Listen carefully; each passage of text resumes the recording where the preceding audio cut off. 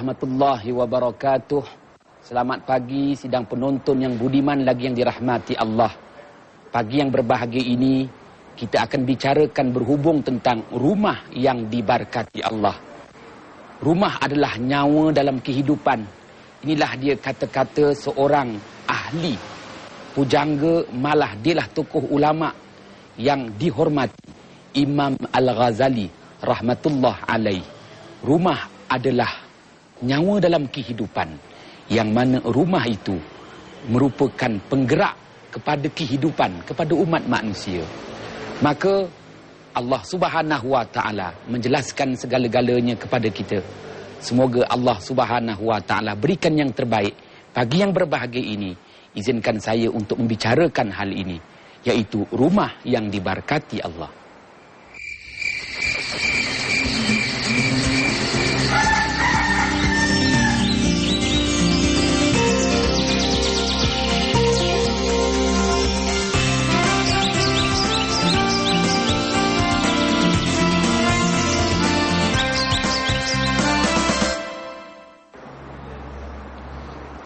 Assalamualaikum warahmatullahi wabarakatuh. Selamat pagi sidang penonton yang dirahmati Allah. Apabila kita membicarakan tentang rumah yang diberkati Allah, maka dalam hal ini Allah Subhanahu wa taala menyebut pada ayat 79 Suratun Nahl, A'udzubillahi minasyaitonir rajim. Wallahu ja'ala lakum min buyutikum sakana ila akhiril ayah, sadaqallahul azim. Artinya Allah Subhanahu wa taala telah menyediakan rumah-rumah kamu itu sebagai tempat kediaman untuk menenangkan fikiran, untuk melapangkan perasaan, dan seterusnya untuk menjana kekuatan. Sidang penonton yang budiman lagi yang dirahmati Allah, dalam hal ini Allah Subhanahu wa taala mengakui rumah adalah nyawa kepada kehidupan. Itulah yang dinyatakan oleh Imam Al-Ghazali rahmatullah alaih. Apabila sebut sebagai nyawa dalam kehidupan, maka di situ Allah Subhanahu wa taala sebut kepada kita satu perkataan, iaitu sakana. Sakana membawa erti ketenangan. Sakana membawa erti kedamaian. Sakana membawa erti kekuatan. Maka rumah yang kita bina, rumah yang kita dirikan, rumah yang kita pacakkan, sama ada kita sewa di garden, di taman perumahan, ataupun sekadar yang mampu kita sewa di mana-mana sahaja, yang pasti bahawa rumah itu adalah tempat untuk kita mendapat ketenangan. Rumah itu adalah tempat untuk kita memperoleh kedamaian. Rumah itu adalah tempat untuk kita menjana kekuatan. Sidang penonton yang budiman lagi yang dirahmati Allah, maka perlu diingat, rumah adalah segala-galanya. Rumah itulah nanti akan menenangkan fikiran. Setelah kita penat bekerja sehari suntuk mencari rezeki dan memenuhi pelbagai keperluan kehidupan seharian, maka kita perlukan satu tempat untuk melapangkan fikiran. Di mana lagi kalau tidak di rumah kita sendiri? Begitu juga hari-hari kita menjalani kehidupan, tidak kurang 360 habuan. Sama ada habuan yang menggembirakan ataupun habuan yang mengecewakan, yang kita tempuhi berdasarkan apa yang Rasulullah SAW sabdakan. Hadis riwayat daripada Imam Ad-Dailami, likulli yaumin sittuna wa salasu mi'atin lahzah. Setiap hari manusia akan berdepan dengan 360 lahzah, 360 habuan nasib. Maka sama ada habuan yang baik ataupun habuan yang kurang baik, perlukan di situ ketenangan. Di manakah tempat untuk mendapat ketenangan kalau tidak di rumah kita sendiri? Sidang penonton yang budiman lagi yang dirahmati Allah, kita juga perlukan kekuatan. Setelah sehari suntuk ataupun 24 jam tidak henti-henti, kita berada di luar rumah, memenuhi keperluan, memenuhi hajat dan pelbagai tujuan. Maka di situ datanglah rasa kebosanan. Apabila datang rasa kebosanan, maka manusia akan merasai dirinya amat letih. Oleh itu, di manakah tempat untuk memulihkan tenaga, untuk menjana kekuatan kalau tak di rumahnya sendiri? Sebab itulah Allah Subhanahu wa taala mengakui hal ini pada ayat 79 Suratul Nahl. Diletakkan ayat itu dalam satu surah, iaitu Suratul Nahl, surah lebah. Bijaknya lebah membina rumahnya, terselamat daripada perkara-perkara yang tak diingini, terpelihara daripada apa jua kerosakan. Dan lebah memang bijak, meletakkan rumahnya itu berada di kemuncak yang tinggi. Kerana ini, lebah sentiasa mendapat pengudaraan yang baik. Begitulah kita, apabila memilih rumah, sama ada yang kita nak sewa ataupun yang kita akan terus diami, pastikan rumah itu benar-benar cukup selesa. Kerana disitulah segala-galanya menggerakkan kehidupan kita, khususnya dalam membangunkan keluarga kita sendiri. Sidang penonton yang budiman, lagi yang dirahmati Allah, maka dalam hal ini perlu kita ketahui apakah agenda yang kita perlu siap sediakan di rumah tangga kita sendiri. Pastikan agenda di rumah tangga kita itu agenda yang penuh. Jangan dibiar kosong, kerana nanti datang syaitan mencelah yang akan memporak-perandakan segala-galanya. Kerana segala-galanya bermula dari rumah. Apabila di rumah kita telah mengatur agenda yang baik, itulah kekuatan untuk kita teruskan nanti apabila berada di luar rumah. Kita berperang dengan pelbagai bentuk tekanan dalam kehidupan. Oleh itu, kita perlu siap sediakan agenda di dalam rumah kita. Atur cara di dalam rumah kita itu perlulah atur cara yang berbentuk, pertama, menjana kekuatan, yang kedua, melapangkan fikiran, dan yang ketiga, menenangkan perasaan. Maka nanti kita mendapat satu kekuatan. Sebab itu Nabi besar kita Muhammad sallallahu alaihi wasallam menyatakan hal ini dalam sabdaannya, hadis riwayat daripada Imam Ahmad. Innal baital ladzi yuzkarullahu fihi la tadhi'u li ahli samai kama tadhi'un nujum li ahli al-ardi. Bahwasanya rumah yang disebutkan nama Allah bercahaya-cahaya bagi pandangan penduduk di langit sana, sebagaimana bercahaya pandangan manusia di bumi melihat bintang-bintang di langit sana. Bagi menjelaskan hal ini, kita rehat sebentar dan kita bertemu sebentar lagi.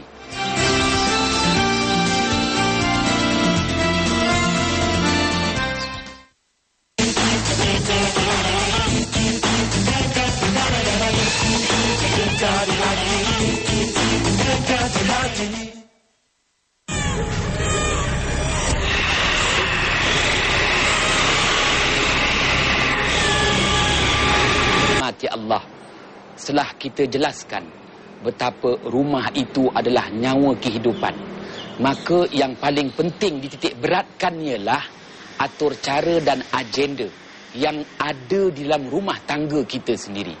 Sebagaimana yang saya nyatakan tadi, hadis riwayat daripada Imam Ahmad, Rasulullah SAW menyatakan rumah yang dibacakan ayat suci Al-Quran, begitu juga rumah yang disebut nama-nama Allah, sama ada dengan berzikrullah, maka rumah itu adalah bercahaya-cahaya bagi pandangan malaikat di langit sana.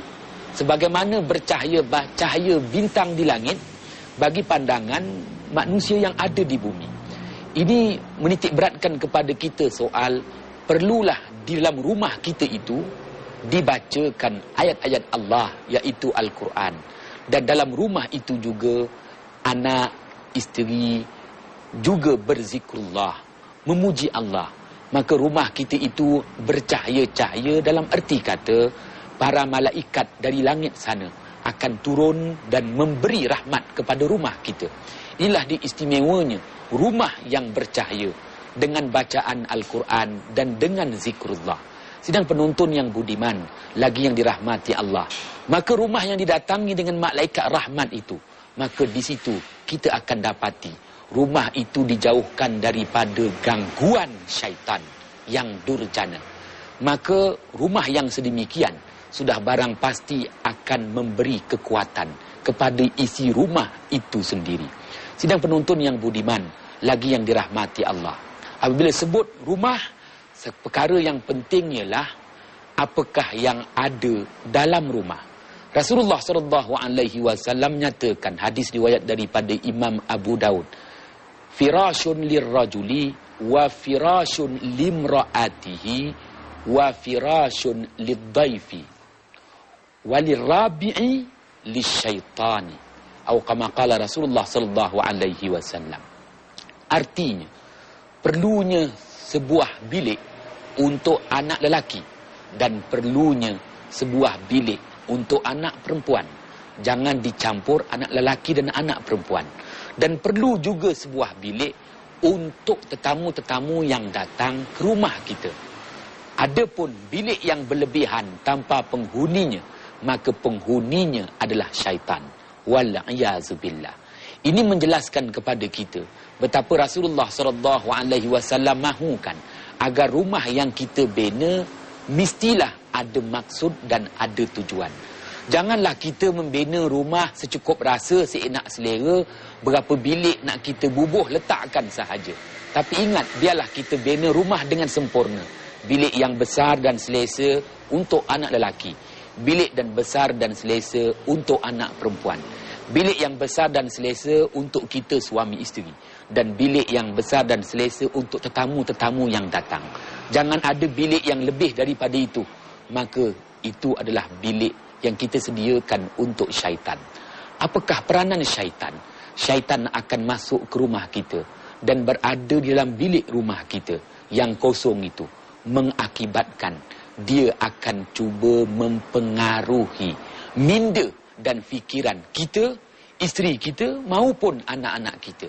Sebab itu Rasulullah SAW bersabda, inna syaitana yajri min ibni Adam majrad dami, atau kama qala Rasulullah SAW, bahwasanya syaitan itu mengalir dalam tubuh anak Adam mengikut aliran darah. Apa makna syaitan mengalir mengikut aliran darah manusia? Syaitan akan cuba menguasai fikiran manusia dan syaitan akan cuba menguasai perasaan manusia. Apabila sebut tentang perasaan, berpunca daripada hati. Dan begitu juga fikiran. Fikiran itu juga merujuk kepada hati. Perasaan dan fikiran adalah perkara yang sama.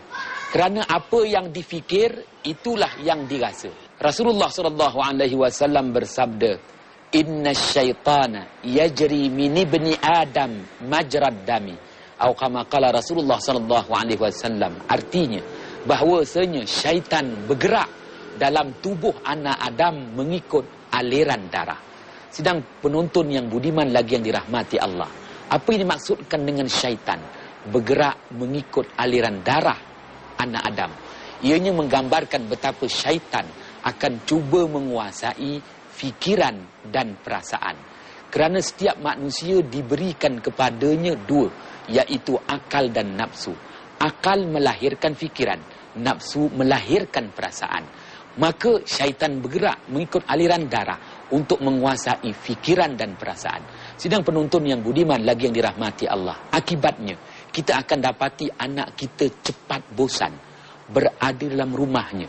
Maka dia lebih suka keluar rumah daripada berada dalam rumahnya sendiri. Rumahnya dirasakan seperti neraka untuknya, walhal cukup selesa dan lengkap segala peralatan yang ada. Tetapi kenapa dia masih lagi suka berada di luar rumah? Kerana syaitan telah cuba menggerakkan perasaan dan fikirannya. Apabila berada di luar rumah, anak kita, suami kita, isteri kita terdedah pula dengan hasutan-hasutan syaitan. Sidang penonton yang budiman lagi yang dirahmati Allah, maka dalam hal ini perlulah diingat, urusan rumah tangga semuanya bergantung kepada suasana rumah tangga kita itu sendiri. Semoga Allah Subhanahu Wa Taala sentiasa tunjukkan kepada kita jalan-jalan yang baik. Kita berehat seketika dan kita akan kembali sebentar lagi. Budiman lagi yang dirahmati Allah, setelah dijelaskan kepada kita berhubung tentang agenda dan atur cara yang perlu kita isi dalam rumah tangga kita, agar rumah itu tidak menjadi mangsa kesesatan syaitan yang durjana, maka tiba masanya berhubung tentang tindakan yang perlu kita lakukan bagi memastikan rumah kita itu sentiasa diberkati Allah Subhanahu wa taala. Dalam hal ini Allah Subhanahu wa taala berfirman, ayat yang ke-25 surah Ar-Rum, wa min ayatihi an khalaqalakum min anfusikum azwaja litaskunu ilaiha wa ja'ala bainakum mawaddatan wa rahmah inna fi dzalika laayatin liqaumin yatafakkarun. Sadaqallahul azim. Artinya, di antara tanda-tanda kekuasaan Allah, setiap insan yang dilahirkan di bumi Allah ini telah ditentukan pasangan hidupnya. Setiap lelaki ada pasangan isterinya. Itulah jaminan dari Allah Subhanahu wa taala. Setelah dipertemukan pasangan hidup masing-masing, mendirikan rumah tangga, maka Allah Subhanahu wa taala mengharapkan agar rumah tangga itu bahagia, iaitu rumah tangga yang diberkati Allah apabila isi rumah itu sentiasa mendapat ketenangan dalam hidupnya, litaskunu ilaiha wa ja'ala bainakum mawaddah, dan semoga isi rumah tangga itu, anak, isteri, sentiasa menjalin rasa cinta antara satu sama yang lain. Dan yang seterusnya, yang ketiga, semoga isi rumah, suami, isteri, anak-anak sentiasa berkasih sayang, hormat menghormati, tolak ansur antara satu sama yang lain. Maka dalam hal ini, untuk memastikan bahawa rumah tangga kita itu benar-benar diberkati Allah, selain daripada atur cara agenda yang saya kemukakan tadi, ayat 25 surah Ar-Rum, Allah Subhanahu wa taala mahukan agar rumah tangga kita mestilah berasaskan 3 perkara. Yang pertama, ketenangan. Yang kedua, cinta sejati. Dan yang ketiga, kasih sayang. Dalam hal ini, suami isteri, anak beranak kena memupuk semangat apa yang disebut sayang menyayangi, agar lahir di situ hormat menghormati antara satu sama yang lain. Maka pasti rumah itu bahagia buat selamanya dan diberkati Allah. Begitu juga ibu bapa, anak-anak perlu lakukan sesuatu agar mereka itu senantiasa lahir rasa cinta. Isteri mencintai suami, suami mencintai isteri, ibu ayah mencintai anak-anaknya, agar ahli keluarga itu bertanggungjawab. Allah Ta'ala menghendaki agar ahli keluarga itu cinta mencintai. Kerana dengan rasa cinta mencintai itu, lahirlah tanggungjawab.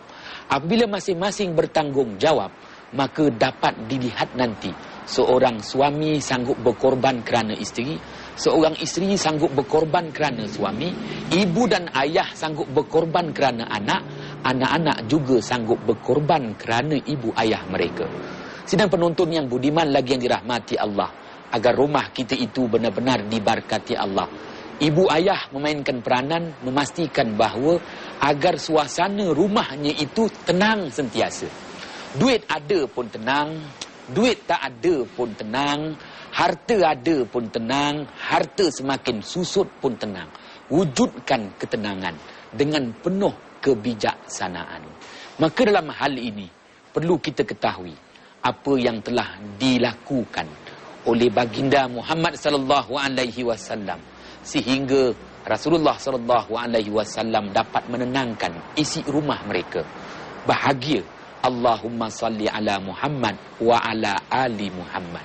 Sidang penonton yang budiman lagi yang dirahmati Allah, dalam Al-Quran Allah Subhanahu wa taala menjelaskan surah Al-Mu'minun ayat yang ke-29, baginda Nuh alaihi salam sewaktu menaiki bahtera, ketika itu banjir besar melanda, tidak ada sesuatu pun yang selamat, semuanya tenggelam belaka.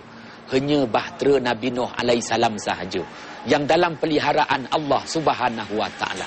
Tiba-tiba bahtera Nabi Nuh alaihissalam itu hanyut dan sampai di satu tempat, iaitu pusaran air yang sangat besar, amat memeranjatkan. Pusaran air yang amat besar itu rupa-rupanya adalah pusaran air yang memelihara Kaabah Baitullahil Atiq yang tidak ditenggelami air. Demikianlah hadis riwayat daripada Imam Ibn Hibban. Dan dalam pada itu ayat 29 surah Al-Mu'minun, Nabi Nuh alaihissalam mengangkat dua tangannya dan memohon kepada Allah, Rabbi anzilni munzalam mubaraka wa anta khairul munzilin. Wahai Tuhanku, letakkanlah bahteraku nanti di sebaik-baik tempat untuk memulakan kehidupan. Engkaulah wahai Allah yang sebaik-baik menyediakan tempat untuk kami memulakan kehidupan. Sidang pendengar dan sidang penonton yang budiman lagi yang dirahmati Allah, maka baginda Nuh alaihissalam telah bermohon kepada Allah, semoga Allah Subhanahu wa taala menyediakan rumah yang diberkati, rumah yang sentiasa mendapat peliharaan dari Allah Subhanahu wa taala. Bagi kita, berdoalah apa yang telah didoa oleh baginda Nuh alaihissalam. Semoga rumah kita, di mana pun yang mampu kita sewa, di mana pun yang mampu kita diami, ianya menjanjikan keberkatan. Sidang penonton yang budiman lagi yang dirahmati Allah, semoga Allah Ta'ala sentiasa tunjukkan yang terbaik kepada kita sehingga bersua kembali dalam program-program yang akan datang. Wabillahi taufiq wal hidayah. Wassalamualaikum warahmatullahi wabarakatuh.